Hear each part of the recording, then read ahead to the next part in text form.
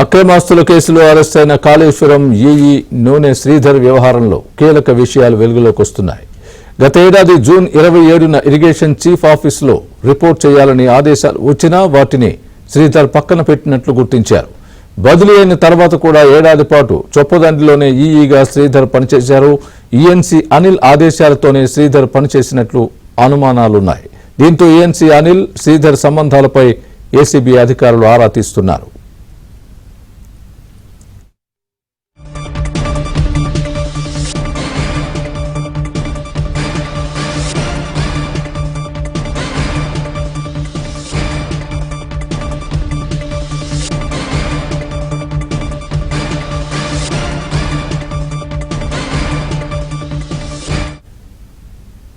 ఇదే అంశానికి సంబంధించి పూర్తి అప్డేట్ మా ప్రతినిధి శశి అందిస్తారు. శశి, ఇరిగేషన్ శాఖలో ఎగ్జిక్యూటివ్ ఇంజనీర్ గా పనిచేస్తున్నటువంటి నూనె శ్రీధర్ ను ఏసీబీ అధికారులు అరెస్ట్ చేశారు. ప్రస్తుతం అతను చంద్రగూడ జైల్లో ఉన్నారు. ఏసీబీ అధికారులు నూనె శ్రీధర్ సంబంధించిన అంశాలపై చాలా లోతుగా దర్యాప్తును కొనసాగిస్తూ ఉన్నారు. ఇటు నూనె శ్రీధర్ కు ఎవరెవరితో సత్సంబంధాలు ఉన్నాయి, ఇరిగేషన్ శాఖ అధికారులతో నూనె శ్రీధర్ ఉన్నటువంటి సంబంధాలు ఏంటి, ఇతనికి ఎవరైనా సహకారం అందించాలన్న కోణాల గురించి కూడా లోతుగా దర్యాప్తు చేస్తూ ఉన్నారు.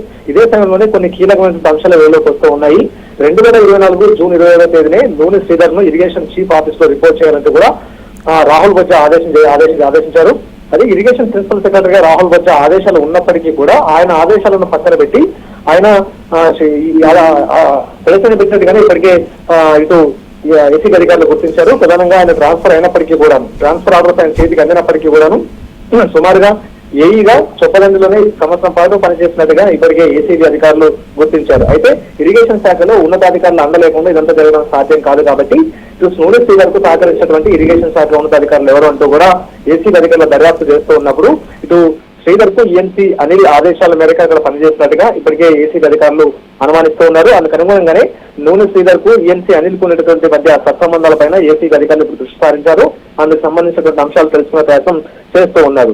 ఇరిగేషన్ చీఫ్ గా ఉండి ప్రిన్సిపల్ సెక్రటరీ చేసినటువంటి ట్రాన్స్ఫర్ ను సైతం ఇటు ఆపినట్టుగా అనుమానాలు ఉన్నాయి కాబట్టి అందుకు అనుగుణంగానే నూనె శ్రీధర్ కు సంబంధించినటువంటి అంశాల గురించి మరింత లోతుగా దర్యాప్తు చేయాలంటూ కూడా ఏసీబీ అధికారులు ఇప్పటికే భావిస్తూ ఉన్నారు. కేవలం శ్రీధర్ కు సంబంధించిన అంశాలు మాత్రమే కాకుండా ఈఎన్సీ అనిల్ కు సంబంధించిన సాధన మీద కూడా ఇప్పుడు ఏసీబీ అధికారులు దృష్టి సారిస్తూ ఉన్నారు.